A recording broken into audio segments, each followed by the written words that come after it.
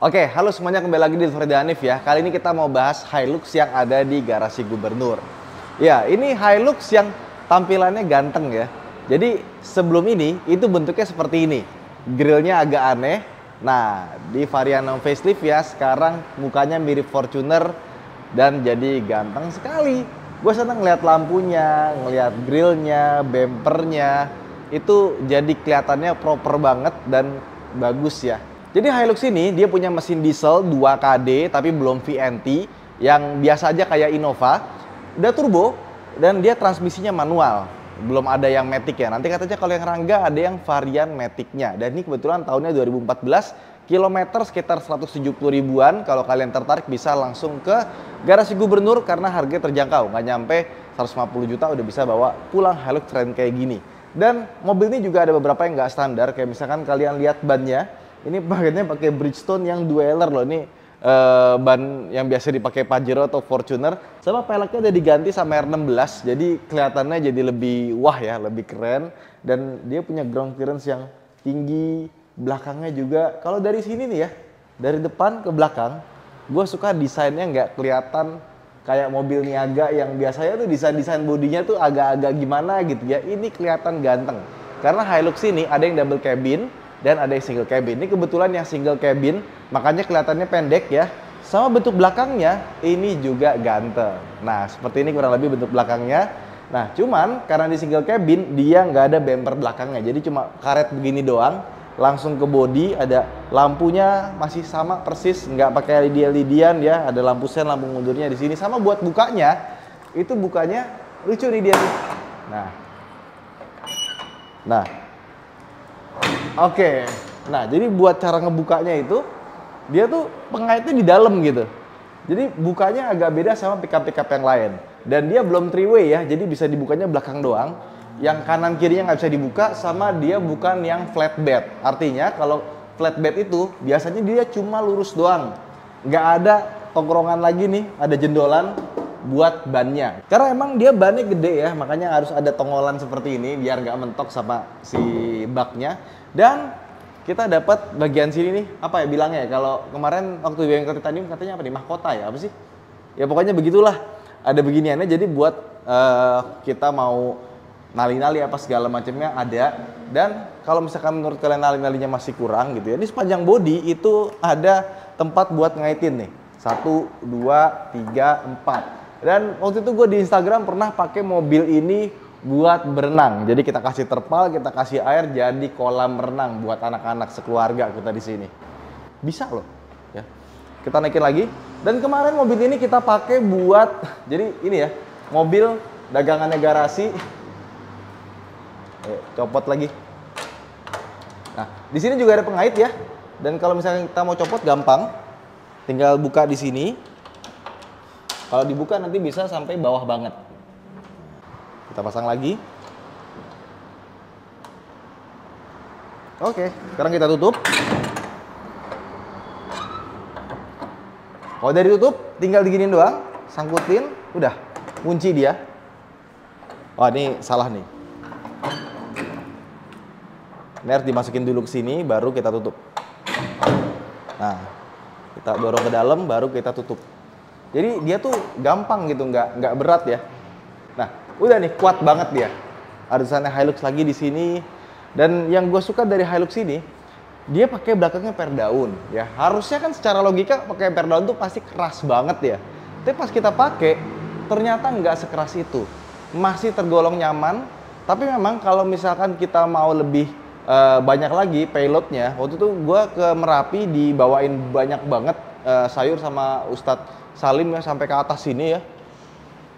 Itu belakangnya turun dan gampang mentok ya, jadi bottoming terus. Dia ini per daunnya bawaannya cuma 1, 2, 3, 4 lembar. Kayaknya kalau misalkan kalian pengen payloadnya lebih banyak, lebih dari 4 lembar, dibikin 5 atau 6 lembar ya. Kalau misalkan cuma 4 lembar gini, dia dibawa barang itu rentan mentok terus.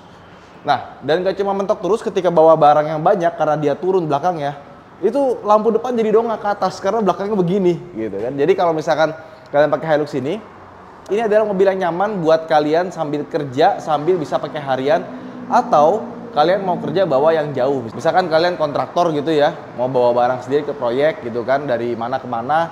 Nah, pakai ini lebih nyaman dibandingkan kita pakai misalkan let's say L300, Grand Max atau semacamnya. Ini tuh dibawanya masih lebih enak, masih kayak mobil gitu.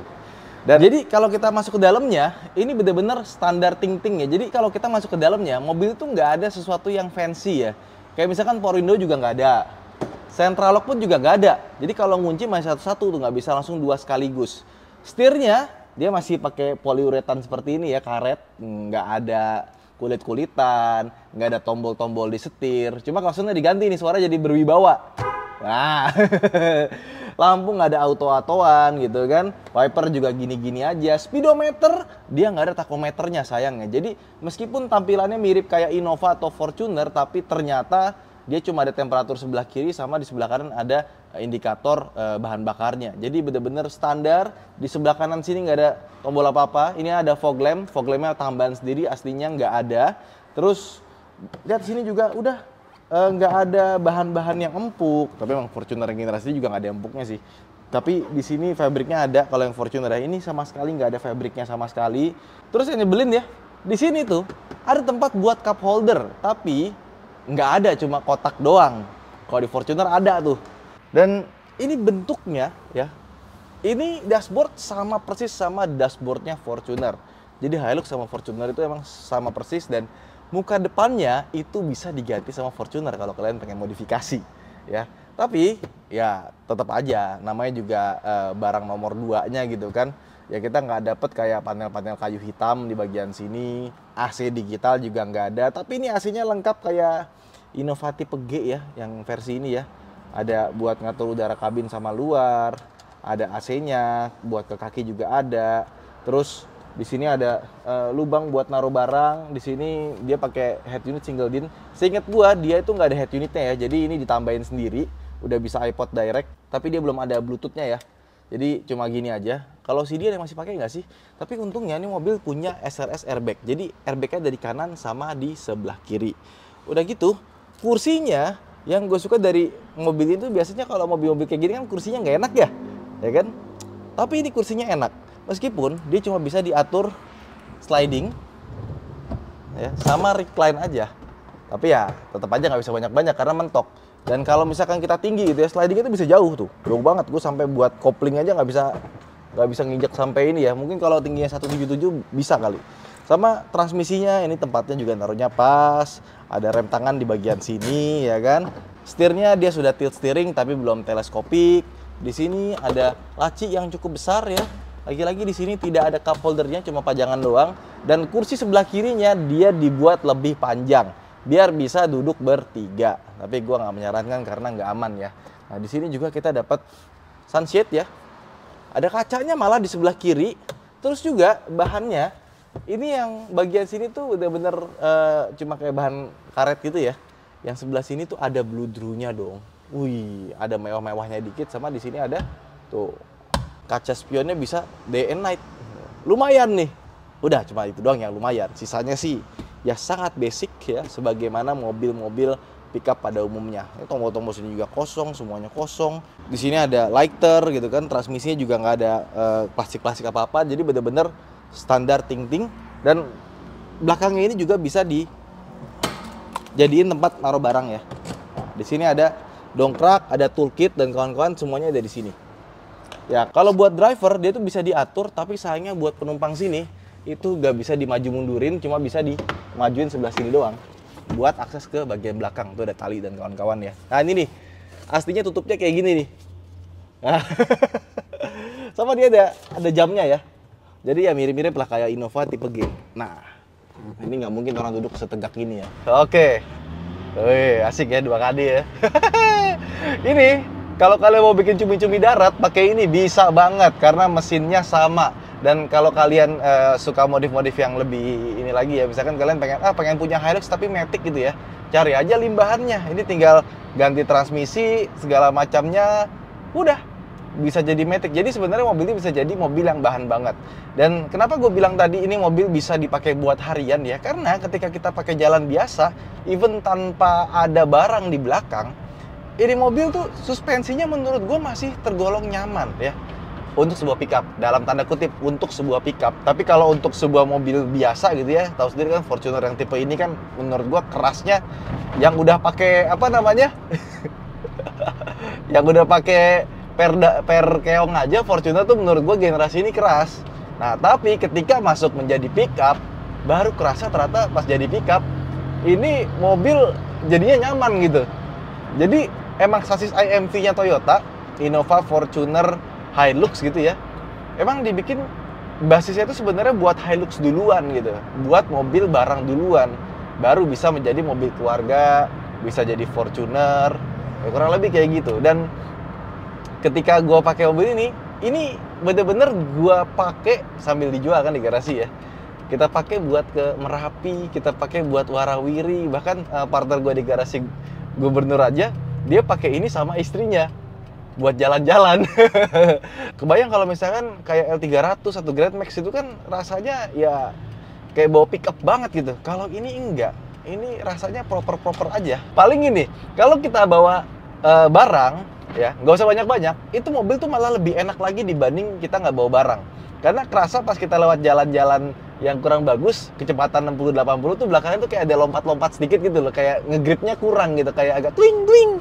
Dan di beberapa tempat gitu ya, ketika berhenti di tanjakan, jalannya agak berpasir, belakangnya tuh selip mulu karena nggak ada bebannya di belakang. Belakangnya tuh bener-bener enteng, jadi pas kita gas, serok, nih kenapa sih?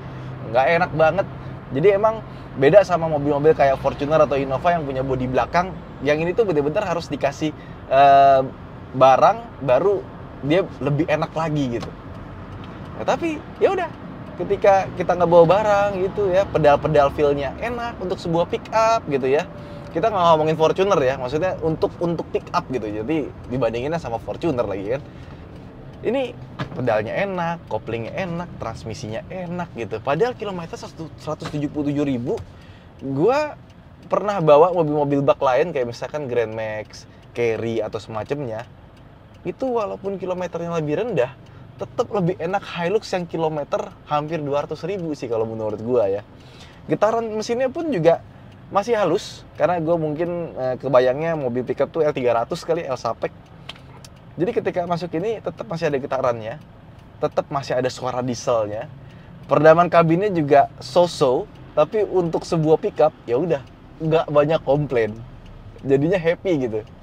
Soalnya yang membuat kita kadang-kadang tuh ya happy atau enggak itu ditentukan sama ekspektasi juga gitu. Jadi kalau kita ekspektasinya ketinggian terus nggak achieve, itu malah jadinya kecewa.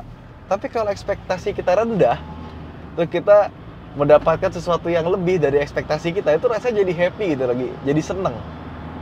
Larinya enak gitu kan, udah 80 aja gitu, enak. Bensinnya juga irit ya, solar gitu, harus pakai QR tetap ya.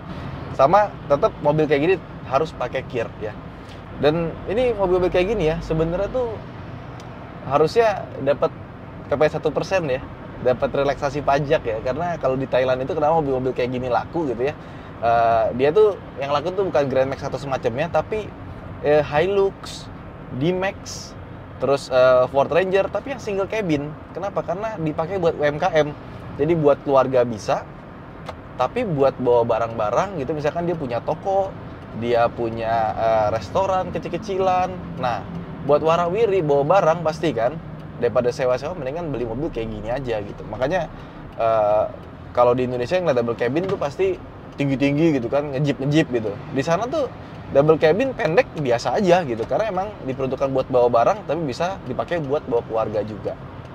Jadi sebenarnya Hilux 2KD ini bisa dibilang kayak mobil yang bisa kalian buat bawa barang, pickup yang proper, tapi kalau kalian bawa sendiri buat keluarga, buat kebutuhan hari-hari, itu tetap bisa ya. Kenyamanannya masih dapat untuk sebuah pickup, tenaganya oke, bandel pula, nggak perlu banyak mikir, dan bisa tenggak solar gitu, nggak perlu pusing harus ngisi dex atau semacamnya. Dan kalau misalkan kalian takut, kalau 2GD ini mungkin lebih rewel, tapi tenang aja, yang 2KD ini ya nggak perlu diragukan lagi lah, sudah terbukti dari tahun ke tahun. Itu aja mungkin vlog kita kali ini. Buat teman-teman yang pakai Hilux single cabin seperti ini, bisa komen di bawah bagaimana rasanya merawatnya. Sampai jumpa di vlog berikutnya. Bye-bye.